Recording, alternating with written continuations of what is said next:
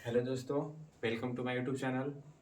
तो कैसे हैं आप लोग? आई होप कि आप लोग अच्छे होंगे। चलिए आज हम लोग चैप्टर नंबर 2 देखते हैं, जिसका नाम है बहुपद।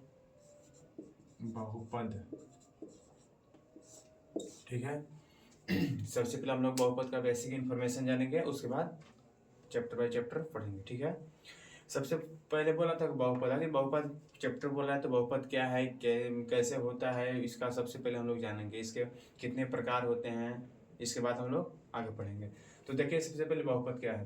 बोल रहा था कि x में बहुपद चर x का ऐसा बीजीय व्यंजक है। फिर से देखिए, x में बहुपद चर x का ऐसा बीजीय व्यंजक है जिसमें x के केवल और ऋणात्मक घात होते हैं। जैसे यहाँ पर देखिए कोई एग्जाम्पल लिखा हुआ है कि क्या बोल रहा था कि x में, तो देखिए x यहाँ पर लिखा हुआ है, ठीक है।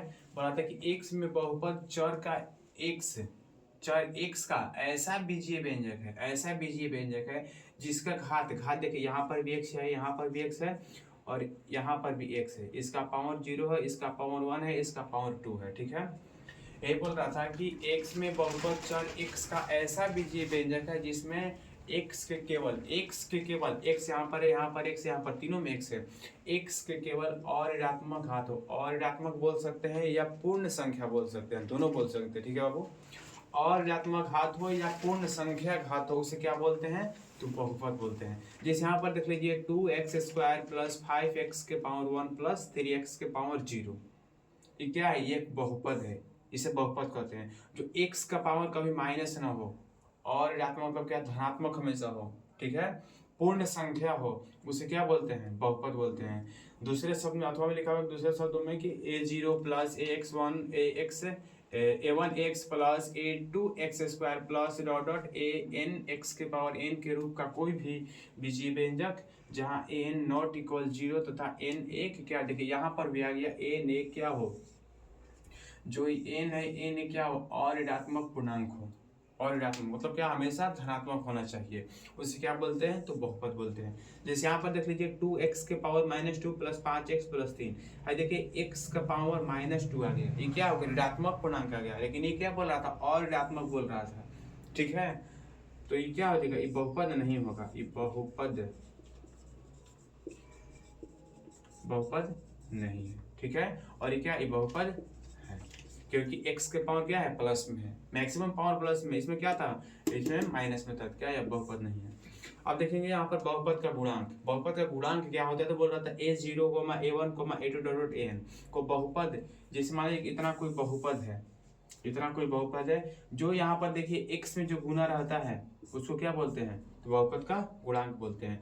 जैसे यहाँ पर देख लीजिए 5x² प्लस 6x प्लस 3 है, इसमें कोई पूछेगा कि बहुपद का गुणांक कितना है, तो कितना? एक 5 है तो 5 लिखेंगे, फिर कॉमा 6 है तो 6 लिखेंगे, फिर कॉमा, यहाँ पर भी x, यहाँ पर x का पावर 0 है इसलिए हाइड हो गया, छिप गया है, ठीक है। तो यहाँ पर कितना हो जाएगा? 3। ये बहुपद का क्या है? तो गुणांक है, जो गुना रहता है चर में। अब चर अचर क्या है तो पता ही होगा, एमसीडी वाले को चर बोलते हैं और जो गिनती की संख्या है उसको अचर बोलते हैं। फिर बोला था बहुपद की घातांक। बहुपद की घातांक क्या है? देखिए बाबू, बोल रहा था कि चर x के महत्तम घात n को बहुपद का घातांक कहते हैं। फिर से, चर x के महत्तम घात n को बहुपद का घातांक कहते हैं। जैसे मान लीजिए यहाँ पर कोई बहुपद है, इसका x का अधिकतम पावर कितना है? मैक्सिमम पावर 2 है, 2 है ना, इसको क्या बोलेंगे? द्विघातीय। द्विघातीय, मैक्सिमम पावर 2 है, इसको क्या बोलते हैं? बहुपद के घातांक बोलते हैं, द्विघातीय है। बहुपद के पद बोल रहा था, पद बहुत इजीली है। पद क्या? 1 2 3 गिन लेना है। जैसे यहाँ पर देख लिए a0, a1x, a2x² plus dot dot an xn, बहुपद इतना के पद कहलाते हैं। जैसे यहाँ पर क्या बहुपद है? जैसे यहाँ पर देख लीजिए ये बहुपद है, यहाँ पर ये बहुपद है, 1 2 2 को पद है तो द्विपदी हो गया, 1 2 3 को पद है तो त्रिपदी बहुपद हो गया। ये सब क्या है? बहुपद के पद है, प्लस के रूप में सब दर्शा दिए हैं तो बहुपद का पद हो गया, ठीक है। चलिए अब हम लोग देखते हैं बहुपद का वर्गीकरण। बहुपद कितने प्रकार के होते हैं, तो चलिए हम लोग बहुपद का वर्गीकरण देखते हैं, ठीक है। बहुपद का वर्गीकरण देखिए 2 तरीकों से किया जाता है। पहला है पद के आधार पर, दूसरा है घातों के आधार पर। अगर पद के आधार पर हुआ तो उससे भी बहुपद का वर्गीकरण हो जाएगा, और घात के आधार पर कीजिएगा तो भी बहुपद का वर्गीकरण हो जाएगा। तो सबसे पहले पद के आधार है तो पद के आधार पर देखेंगे। देखिए पद के आधार पर होता क्या है? पद के आधार पर जैसे हो जाएगा ना, एक पदी बहुपद हो जाएगा, द्विपद हो जाएगा, त्रिपद हो जाएगा, चतुर्थ पद हो जाएगा, चार पद होगा। तो अब देखिए सबसे पहले पद के आधार पर एक पदी, द्विपद, त्रिपद, आगे चलेगा जैसे भी होते चल जाएगा। एक पदी बहुपद किसे कहते हैं? एक पद वाले बहुपद को एक पदी बहुपद कहा जाता है। इसमें जैसे मान लीजिए यहाँ पर क्या, यहाँ पर एक पद है, जैसे यहाँ पर देखिए 2x सिर्फ एक पद है, यहाँ पर 3x एक पद है, एक ही पद ना है, तो क्या हो जाएगा, एक पदी बहुपद हो जाएगा। ठीक है। द्विपद अगर बोलिएगा तो दो पद वाले बहुपद को द्विपद बहुपद कहा जाता है, जिसमें दो पद हो। ऐसे बोलिए, जिसमें दो पद हो वैसा बहुपद जिसमें दो पद हो उसे क्या, द्विपद बहुपद का। जैसे यहाँ पर देखिए, इधर प्लस के इस साइड भी एक पद है, प्लस के इस साइड एक पद है, एक कितना, दो हो जाएगा। अगला यहाँ पर लिखना होगा तो 3x + 6, इसमें क्या, दो पद है। अगला त्रिपद बोलिएगा तो जिसमें तीन पद हो, जिसमें केवल तीन पदों से क्या, त्रिपद बहुपद कहते हैं। जैसे ऐसे बोल सकते हैं, तीन पद वाले बहुपद को त्रिपद बहुपद कहा जाता है। जैसे यहाँ पर देखिए, एक पद, द्विपद और त्रिपद हो जाएगा ना, त्रिपद। ऐसे अगर चौथा आएगा तो चार पद वाले बहुपद को क्या, चार पद वाले बहुपद को चतुर्थ बहुपद कहा जाता है। ऐसे ही हो जाएगा। अगर लिखना होगा तो लिख लीजिएगा, फिर से देख लीजिए, एक पद वाले बहुपद को एक पदी बहुपद कहा जाता है, नीचे यहाँ पर लिख लीजिएगा।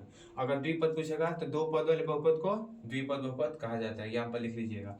अगर त्रिपद बोलेगा तो तीन पद वाले बहुपद को त्रिपद बहुपद कहा जाता है। ऐसे हो जाएगा बाबू। ठीक है। अगला बोल रहा है घातों के आधार पर।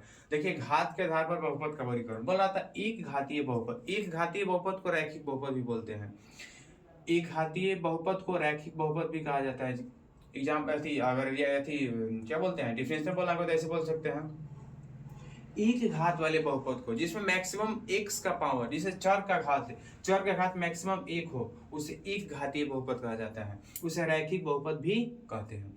जैसे यहाँ पर देखिए 2x + 1 था, तो यहाँ पर 2x + 5, 1 नहीं 5, तो यहाँ पर देखिए x का अधिकतम घात कितना है, वो एक है, एक है ना, तो क्या हो जाएगा, एक घातीय, घात एक है तो एक घातीय है, दो घात है दो घातीय है, तीन है तो तीन घातीय है, चार है तो चार घातीय है। ठीक है। यहाँ पर लिखना होगा तो लिख सकते हैं वाला। तो अब द्विघाती आ जाएगा, तो वैसा बहुपद जिसमें केवल x का क्या, अधिकतम दो घात हो, x का अधिकतम दो घात हो उसे क्या बोलते हैं, द्विघातीय बोलते हैं। अधिकतम तीन घात हो उसे क्या बोलते हैं, त्रिघातीय बोलते हैं। ठीक है। जिसमें केवल एक घात हो उसे एक घातीय बहुपद कहते हैं, जिसमें दो घात हो उसे द्विघातीय कहते हैं, तीन घात वाले बहुपद को त्रिघातीय बहुपद कहते हैं। अगला बोला था शून्य बहुपद। शून्य बहुपद देखिए बहुत अच्छा है। शून्य बहुपद किसे कहते हैं, जिसमें x के सभी गुणांक क्या हो, शून्य हो। देखिए सब में x के जितने भी गुणांक है सब में क्या है, शून्य है। यहाँ पर भी x पावर 0 है, यहाँ पर 1 है, तो x का शून्यांक क्या है, x का गुणांक क्या है, सब में 0 0 गुणा है, तो इसे क्या बोलते हैं, शून्य बहुपद कहा जाता है। ठीक है। अगला बोल रहा था कि अचर बहुपद क्या है, तो अचर बहुपद का देख लीजिए किसे कहते हैं, वैसा बहुपद जिसमें केवल एक पद हो, एक पद हो उसे एक पद ही बोलते हैं, ये भी पता होगा। ठीक है, इसको भी बोलेंगे। वैसा बहुपद जिसमें केवल एक पद हो और वो भी क्या हो, वास्तविक संख्या के बराबर हो। और वास्तविक संख्या क्या, हम लोग पीछे पढ़े हैं, वे बहुपद जिसमें केवल एक पद हो और वो भी क्या हो, वास्तविक संख्या के बराबर हो, उसे क्या बोलते हैं, अचर बहुपद कहते हैं। एक्स नहीं होगा, जल्दी जल्दी लिखते हैं। वैसा बहुपद जिसमें केवल क्या हो, एक पद हो और वो भी वास्तविक संख्या के बराबर, उसे क्या बोलते हैं बाबू, अचर बहुपद कहते हैं। ठीक है, हो जाएगा ना।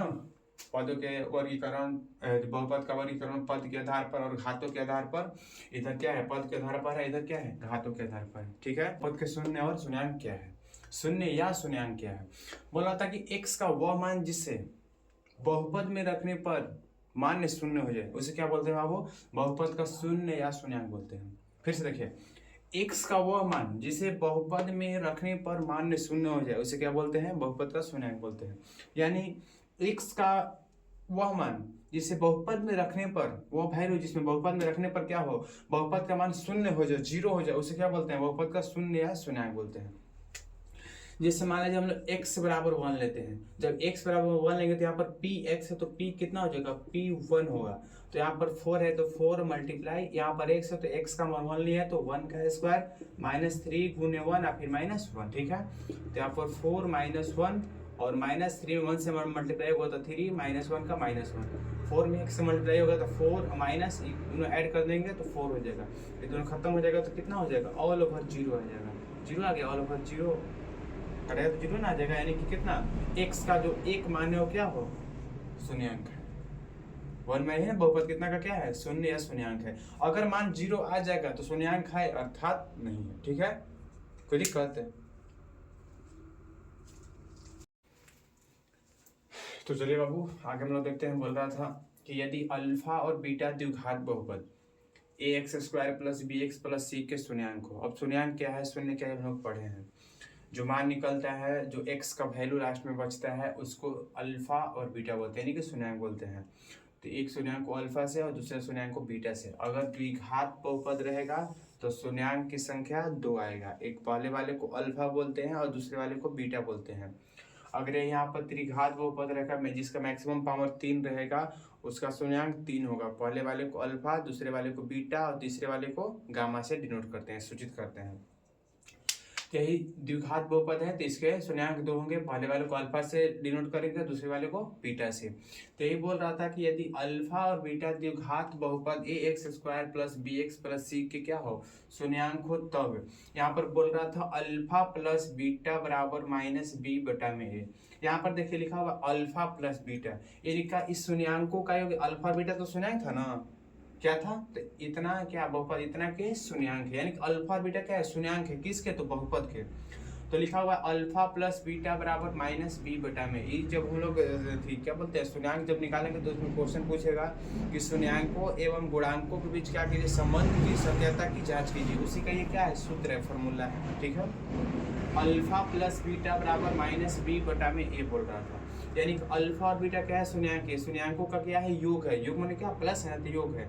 यही हिंदी में ये दोनों एक ही लिखा हुआ है, बस ये क्या है, इस शॉर्टकट में है, ये पूरा हिंदी लैंग्वेज करके लिखे हैं। इस शून्यंक अल्फा प्लस बीटा, तो इसको क्या बोलेंगे, शून्यंकों का योग बराबर के बराबर। और यहाँ पर बोल रहा था माइनस बी बटा में, तो माइनस बी, देखिए यहाँ पर बी माइनस माइनस लिख देंगे।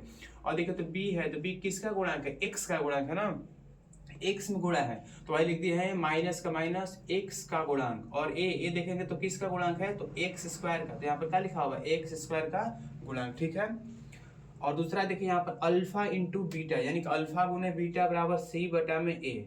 अल्फा इंटू बीटा है ना, सी बटा में, यानी क्या ये दोनों गुना है आपस में, वही लिखे हैं। शून्यंकों का गुणनफल बराबर सी। सी देखे तो क्या है, सी लास्ट वाले को क्या बोलते हैं, लास्ट वाले अचर रहता है, स्वतंत्र रहता है, तो ये वही लिखा हुआ है अचर पद अब बटा में।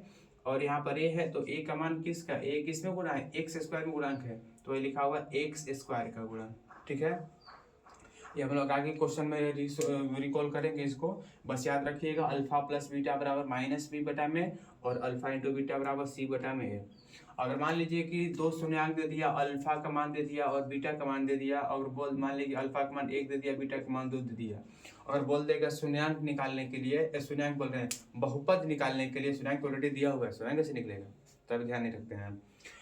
अगर बोल देगा बहुपद निकालने के लिए कि अल्फा और बीटा अगर दो किसी बहुपद के शून्यंक है तो वो बहुपद ज्ञात कीजिए, तो बहुपद निकालने के लिए देखिए हम यहाँ पर फॉर्मूला ऐड करते हैं, लिख दिए हैं यहाँ पर। फॉर्मूला क्या होता है, x square minus alpha plus beta into x plus alpha beta. यही फॉर्मूला से हम लोग द्विघात बहुपद निकाल सकते हैं। ठीक है, याद रख लीजिएगा, अल्फा और बीटा द्विघात बहुपद के दो शून्यंक है, तो जब जांच करेंगे तो पढ़ेंगे हम लोग अल्फा प्लस बीटा बराबर माइनस बी बटा में और अल्फा इंटू बीटा बराबर सी बटा में। अगर हिंदी में बोलेंगे तो शून्यंकों का योग बराबर माइनस एक्स का गुणांक बटा में एक्स स्क्वायर का गुणांक और शून्यंकों का गुणनफल बराबर अचर पद बटा में एक्स स्क्वायर का गुणांक। ठीक है, चलिए हम लोग अब क्या बोलते हैं, त्रिघात का देखते हैं। ये दो घात का था, द्विघात था ना, द्विघात के दो शून्यंक, तो अब हम लोग तीसरा देखते हैं, त्रिघात का।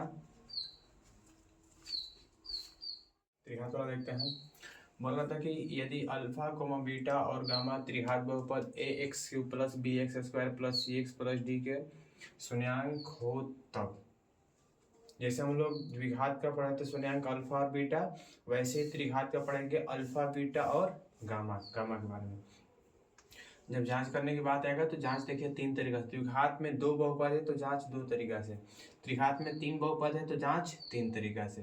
पहला क्या है, बोला था कि alpha plus beta plus gamma बराबर माइनस बी बटा में ए, यानी कि तीनों क्या, तीनों शून्यंकों का योग है, तो लिखा हुआ है शून्यंकों का योग बराबर बी देखिए तो किसका गुणांक है, एक्स का, तो माइनस का माइनस एक्स स्क्वायर का गुणांक और बटा में जो ए है, ए किसका है, तो एक्स क्यू का है, तो एक्स क्यू का गुणांक। ठीक है, इस समझ में आ गया। दूसरा बोल रहा था कि alpha beta plus beta gamma plus alpha gamma बराबर सी बटा में ए, यानी कि दो शून्यंकों के गुणनफलों का योग है। दो शून्यंकों गुणा के बाद योग है ना, तो लिखा है दो शून्यंकों के गुणनफलों का योग बराबर सी किसका गुणांक है, तो एक्स का गुणांक, तो वही लिखा होगा एक्स का गुणांक बटा में, और यहाँ पर ए है तो ए किसका गुणांक है, तो एक्स क्यू का, तो बटा में लिखा होगा एक्स क्यू का गुणांक। ये क्या है, ये शॉर्टकट में है, ये हिंदी में लिखा हुआ है, ये शॉर्टकट में है, ये हिंदी में लिखा हुआ है, ठीक है। और क्या बोल रहा था, अल्फा बीटा गामा यानी alpha into beta into gamma बराबर माइनस डी बटा में ए।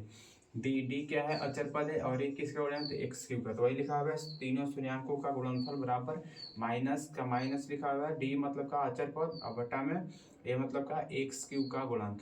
तीन गो बहुपद है तो जांच तीन तरीका से, फर्स्ट सेकंड और थर्ड, ठीक है। जांच का हम लोग अगला वीडियो में देखेंगे।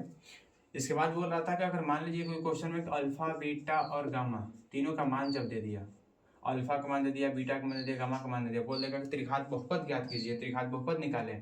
तो हम लोग सूत्र देखिए लिख दिए हैं। त्रिघात बहुपद का सूत्र यहाँ पर बोला था x Q minus alpha plus beta plus gamma into x square plus alpha beta plus beta gamma plus alpha gamma into x minus alpha beta gamma. इस सूत्र के जरिए हम लोग ये तीनों शून्यंक की सहायता से त्रिघात बहुपद को ज्ञात कर सकते हैं।